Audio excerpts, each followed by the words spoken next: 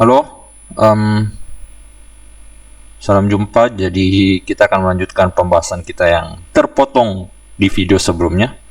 Yaitu kemarin kalau ya kita sementara membahas tangent alfa tambah beta, cuman karena satu dan lain hal terpotong. Jadi sekarang kita lanjutkan. Jadi kemarin pembahasannya untuk membutuhkan tangent alfa tambah beta, kita merubah tangent alfa tambah beta ini menjadi sin alfa tambah beta dibagi cos alfa tambah beta. Kemudian dengan menggunakan rumus ini, sin alfa tambah beta dan cos alfa tambah beta, kita peroleh persamaan berikut. Nah, setelah mendapatkan persamaan ini, gimana caranya? Apa yang harus kita lakukan selanjutnya? Oke, jadi perhatikan sin alfa cos beta, cos alfa tambah beta, cos alfa kali cos beta dikurang sin alfa kali sin beta. Ingat, kalau saya mengalihkan sesuatu, pecahan apapun saya kalikan just penyebab pembilang dan penyebut yang sama, nilainya akan tetap, dia tidak akan berubah. Jadi misalkan ada pecahan, saya kalikan penyebutnya, saya kalikan suatu bilangan dan bilangan yang sama dengan penyebutnya saya kalikan, misalkan saya kalikan dengan A. Kalau di atasnya juga saya kalikan A, nilainya tetap sama. Jadi contoh misalkan kayak 1/2. Ini kalau yang di atas saya kali 3, yang di bawah saya kali 3, hasilnya kan jadi 3/6. Ini tetap sama, 1/2 dan 3/6 itu nilainya tetap sama. Ya kan? Matematika SD. Nah, ini tetap sama. Jadi anak-anak, jadi kalau misalkan saya kalikan, jadi kalau misalkan ini ya, saya kalikan suatu bilangan yang di atas, nilainya akan tetap sama selama penyebut dan pembilangnya sama yang di atas ini. So, lihat cos alfa cos beta, sin alfa sin beta, saya mau rubah dia semuanya ke dalam bentuk tangen. Supaya saya dapat tangen, saya kalikan dia dengan cos alfa cos beta. Ini juga di bawahnya kali cos alfa cos beta. Sekarang sin alfa kali cos beta. Ini salah ini. Nah, sin alfa kali cos beta dibagi cos alfa cos beta itu kan habis ini. Oke, saya tuliskan saja panjang lebar. Sin alfa cos beta ini kan ini jadi sin alfa kali cos beta dibagi dengan cos alfa cos beta. Nah, ini kan tambah, jadi saya bisa tulis begini, tambah cos alfa sin beta bagi kali cos alfa kali cos beta.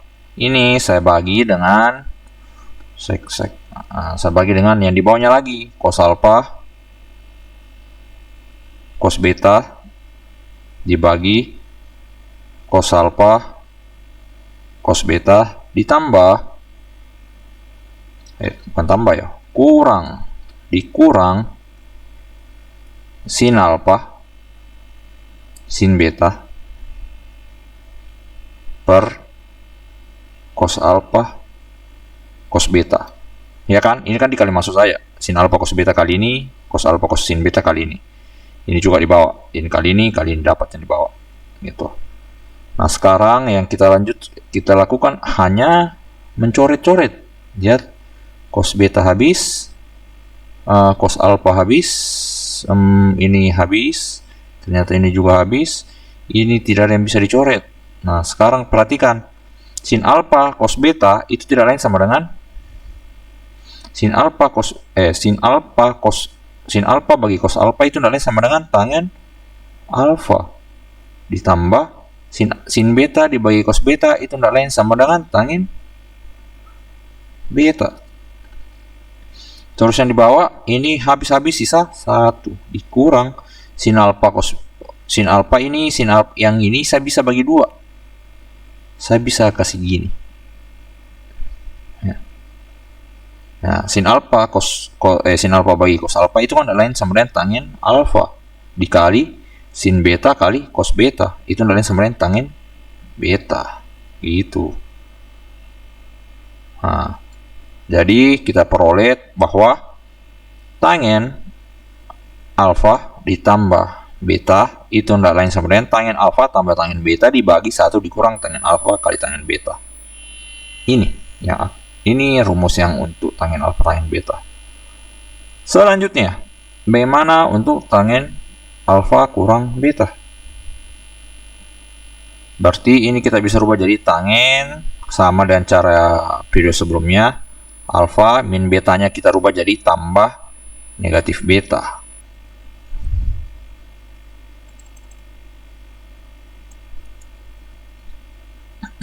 Sekarang kita ganti saja ini. Tangen alfa tambah tangen, karena B-nya di sini jadi negatif B, dibagi 1 kurang tangen alfa kali tangen negatif B. Nah, sekarang pertanyaannya adalah tangen negatif B itu up berapa? Nah, kalau di sebelumnya kita sudah bahas, harusnya ada di atas sini. Ini. Kalau kita kemarin sudah tahu bahwa cos negatif X itu sama dengan cos X. Kalau sin negatif X itu sama dengan negatif sin X. Nah, terus kalau tangen negatif B atau dalam artian tangen negatif X ini berapa ini? Oke. Jadi tangen negatif X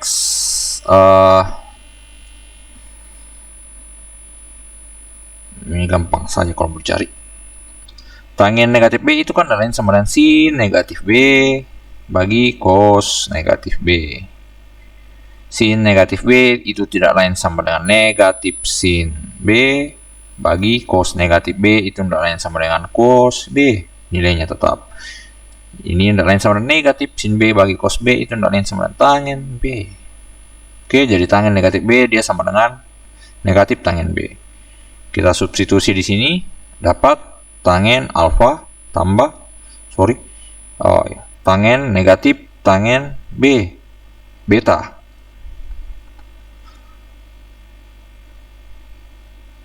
dibagi dengan 1 dikurang tangen alfa kali negatif tangen B.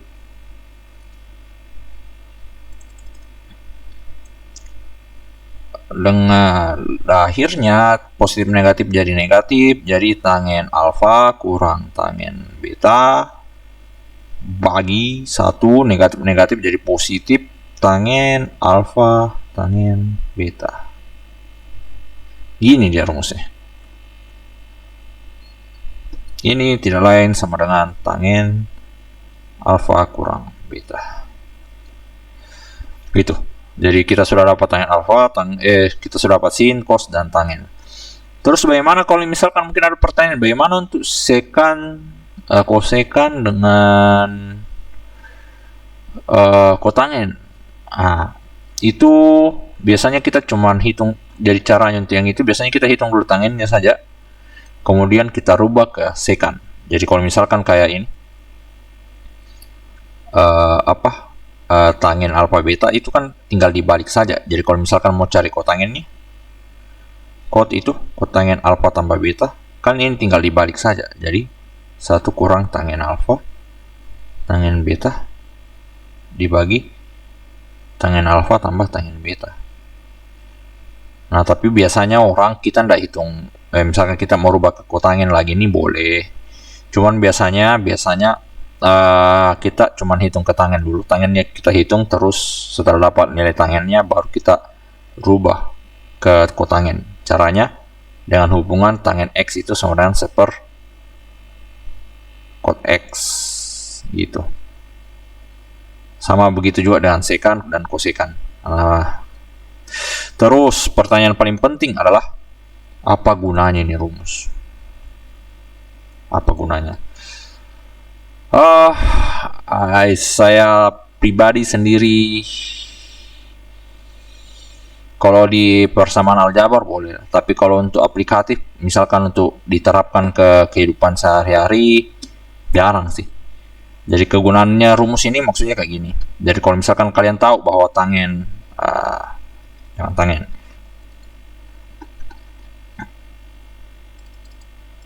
Jadi ceritanya begini, kan ada sudut istimewa 0 derajat, 30 derajat, 45 derajat, 60 derajat, 90 derajat gitu dan seterusnya. Nah, kalau misalkan kita mau ditanya misalkan begini. Hitunglah sin dari 75 derajat. Nah, 75 derajat ya kita harus pakai kalkulator kalau kita mau hitung. Nah, tapi dengan menggunakan rumus yang di atas, rumus ini yang kita pelajari tadi, kita bisa hitung sin 75 walaupun dia bukan bagian dari sudut istimewa, kita bisa cari dengan memanfaatkan sudut istimewa yang ada. Maksudnya kayak gimana? Sin 75 itu bisa saya rubah jadi 45. 75 itu sama dengan 45 ditambah 30 derajat. Nah, kemudian saya hitung sin 45 berapa, kemudian sin 45 ini kan lain sama dengan alfa beta ditambah. Nah, artinya sin 45 ini bisa saya hitung jadi sin 45 derajat kali cos 30 derajat tambah sin 30 derajat kali cos 45 derajat gitu. Atau biasanya kebalik sih, biasanya di sini cos baru sin. Sama nilainya, tidak masalah. Nah, sin 45 kan ada nilainya 1/2 akar 2. Cos 30 1/2 akar 3. Sin 30 1/2.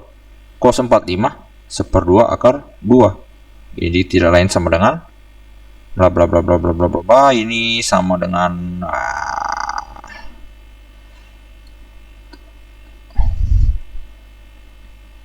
1/4 akar 6 tambah 1/4 akar 2. Gini nilainya. Akar 6 akar 2 tidak bisa dijumlah, ya sudah, stop sampai sini. Nah, gitu. Kalian berpikir tidak berguna sekali memang. Tidak praktis, panjang, dan tidak berguna. Karena apa? Karena zaman sekarang ya kita hitung pakai kalkulator saja. Sin 75 yang langsung. 75 sin gitu. 5 derajat. 75 klik sin, sudah dapat nilai desimalnya, Anda usah pakai ini.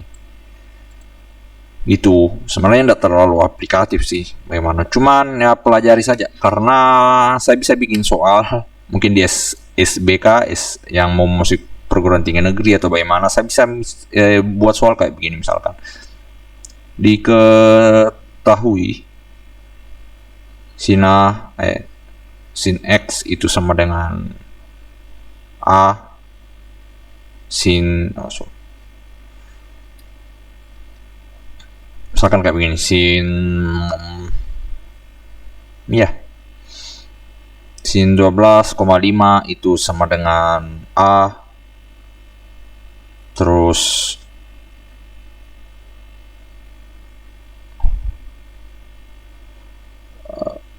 sin misalkan di sini 3,5 itu sama dengan B. Hitunglah sin ini kalau dijumlah jadi apa ya, bro? Jangan. Hitunglah cos. Nah, misalkan kosinus dari 16 derajat gitu. Sin 12,5 sama dengan B A, sin 3,5 derajat sama dengan B, hitunglah cos 16 derajat. Nah, kalau tidak tahu paham konsepnya yang di atas, kalian akan bingung cara kerjanya. Tapi kalau kalian paham, ini kan tinggal dirubah jadi cos 12,5 derajat tambah 3,5 derajat. Sorry. Kita kerjanya di bawah.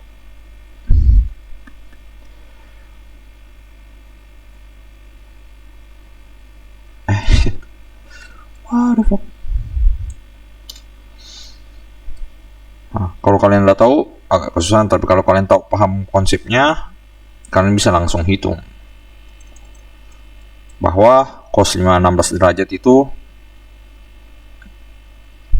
sebenarnya sama dengan cos 12,5 derajat ditambah 3,5 derajat.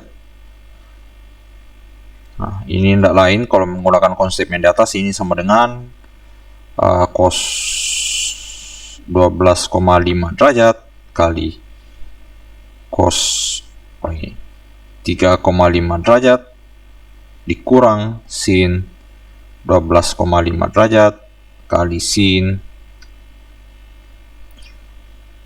3,5 derajat. Gitu. Cuman cari ini saja nilainya. Nah, ini nilainya sudah diketahui. Ini juga sudah diketahui. Ya tak? Yang cosnya bisa dicari. Ini bisa dicari. Nah, sin 12,5 derajat itu sama dengan A. Sin 3,5 derajat itu sama dengan B. Nah, ini kan tinggal cari ilmu yang kalian pelajari sebelum-sebelumnya.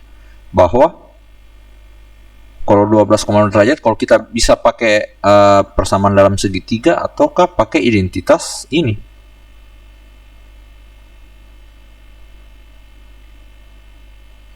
Sama dengan 1. Nah, jadi kalau saya mau cari cosnya, cos misalkan ini alfanya 12,5 derajat, berarti cos 12,5 derajat itu tidak lain sama dengan 1 dikurang sin pangkat 2 dari 12,5 derajat. Ini saya akarkan. Ini lain saya akar 1 dikurang sin ini kan sama dengan A pangkat 2. Sudah selesai. Berarti cos 3,5 itu tidak lain sama dengan akar 1 kurang B pangkat 2. Ini sisa kalian ganti masuk ke dalam sini. Ini sama dengan akar 1 kurang A pangkat 2. Ini sama dengan 1 dikurang akar 1 kurang B pangkat 2 dikurang AB. Berarti jawabannya adalah akar 1 kurang A pangkat 2. Ini akarnya saya gabung saja.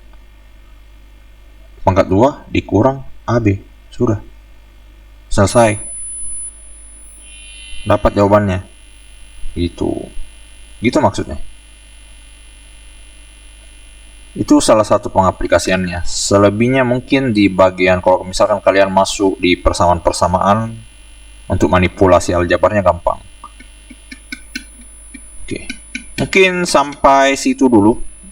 Sampai sini dulu. Mungkin kalau kalian mau latihan, boleh latihan buka buku cetaknya kalian.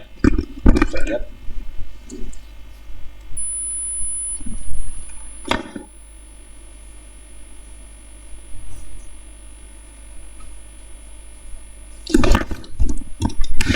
Oke, kalau saya buka buku cetak bab 2.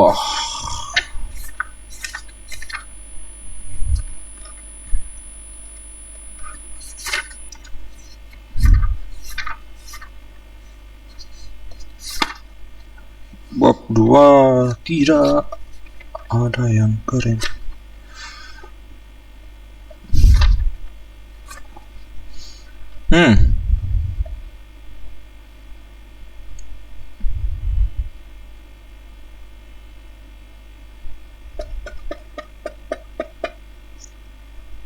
Oke.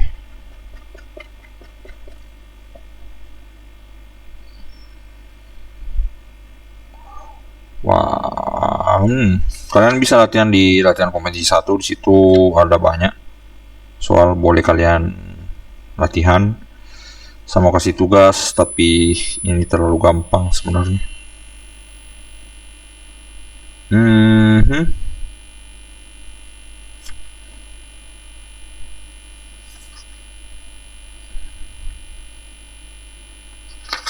Oke, silakan latihan kompetensi 1. Kalau ada pertanyaan, boleh kalian tanyakan ke saya.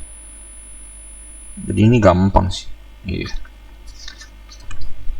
Terus video selanjutnya kita akan bahas tentang rumus trigonometri sudut ganda di bagian B halaman 1, halaman 59. Jadi mungkin kurang lebih seperti itu dulu. Silakan pelajari, silakan baca-baca ulang, nonton ulang videonya.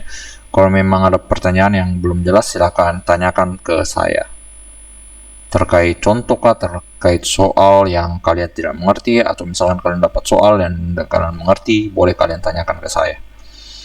Oke, untuk video kali ini seperti itu dulu. Terima kasih, tetap sehat, tetap semangat. Sampai jumpa di pertemuan video selanjutnya.